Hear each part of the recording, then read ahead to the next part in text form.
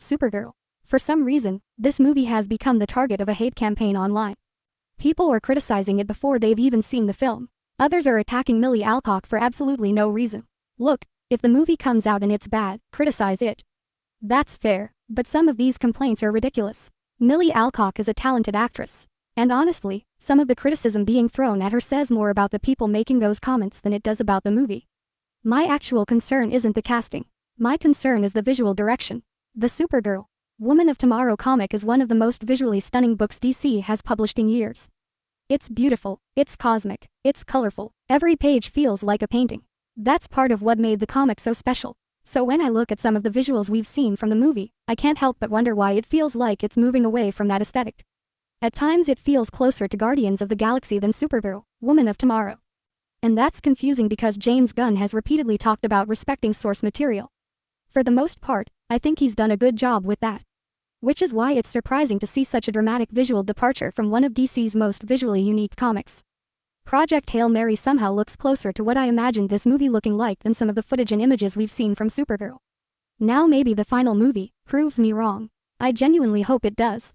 Because right now the visuals are my biggest concern.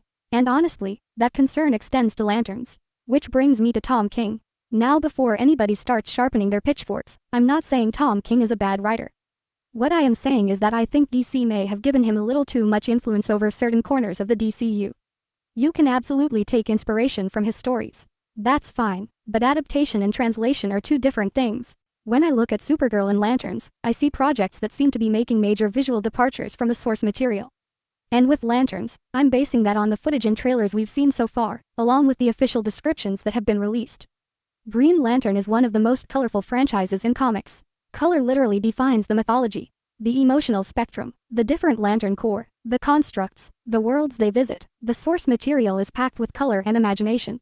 Yet from what we've seen so far, Lanterns appears to be taking a much more grounded approach. The visuals look more muted, the costumes seem toned down, and the overall presentation feels closer to a Yellowstone detective drama than the cosmic Green Lantern universe many fans know and love. Now don't get me wrong. The show could still be fantastic. A grounded Green Lantern story isn't automatically a bad thing. My issue is that based on the footage and descriptions we've received, it feels like some of the visual identity that makes Green Lantern unique is being pushed into the background.